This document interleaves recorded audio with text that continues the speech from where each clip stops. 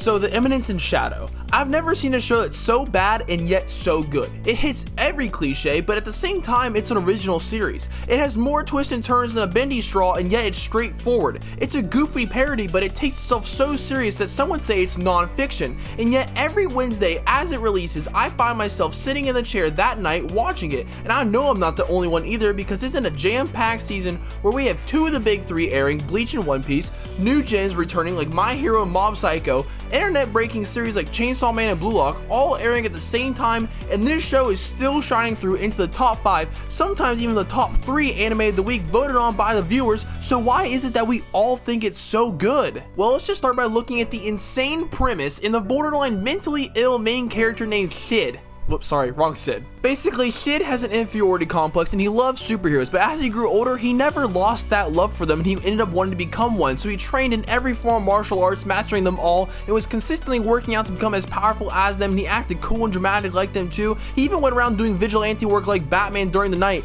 but it was never enough for him, and he slowly became depressed because he knew deep down in his soul that he would never live a nuclear bomb.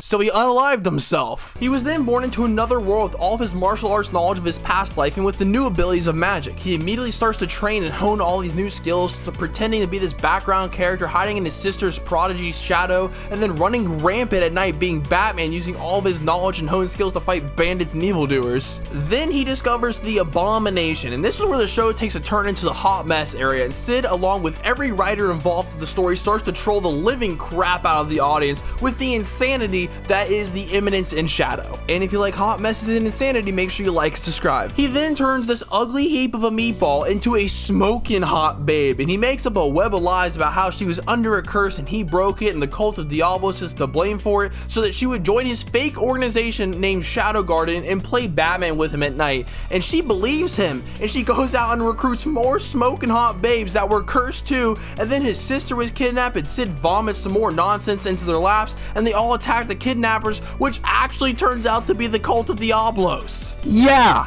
Every lie that he has said so far was true. He's the only person in the entire organization of vigilantes that he built that doesn't know it's all true. He thinks the girls are just playing along with him to make him feel good. That is the story of the Eminence and Shadow in a nutshell, except as the series continues, you consistently have to keep cranking the knob for dramatic insanity, out of pocket, and Stone Cold Steve Austin moments up every episode. And this is the beauty of the series. It does everything and it actually works out in such an enjoyable way. Whether I'm laughing, getting chills, shocked at how the show is just so out of pocket, stunned because Sid is an absolute troll, left speechless at the over-the-top dramatics, or bazongas. And none of it feels oddly jumbled together either. It feels like a smooth blend of chaos that is just serotonin fuel for my pea brain, which is so good because none of my normal anime reviewing criteria actually works in this stupid show. I can't really talk about the characters because every other character in the show is made to be a blatant background character, because the show puts Sid on such a high pedestal it makes him an overwhelming main character,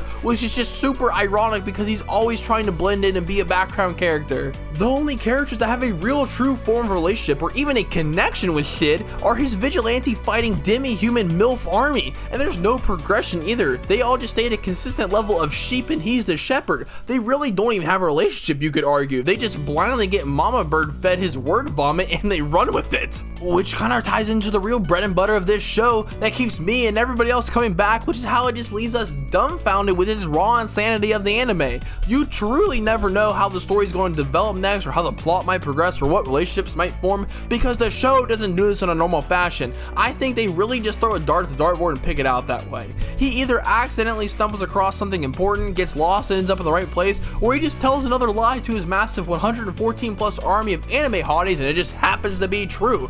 Really, the only way the story progresses is just whatever Sid pulls out of his ass that day. And not only this, they take the theatrics and the scale that everything happens on and they multiply it by 1,000. The number of followers he has, the council of hotties, the fights, the theatrics that Sid himself puts on, and anything else under the sun in this show. It all keeps us on the edge of our seats waiting to see what idea they're going to come up with and how they're going to blow it out of proportion next. Needless to say, if you watch this anime, there will never be a dull moment from beginning to end. This is actually one of the most entertaining shows of the season for me. I might actually go pick up the manga because I don't want to wait for the next season to air, but at the same time, I kind of want to wait because the anime adds so much visual value and I kind of want to wait for that. I don't know, go watch it, let me know what you're going to do because I can't form an opinion right now. But I hope you enjoyed my review and first impressions of the Eminence and Shadow. If you did, make sure you like and subscribe, it really does help me out, and let me know what you thought about it down below in the comments, and I'll see you guys in the next one.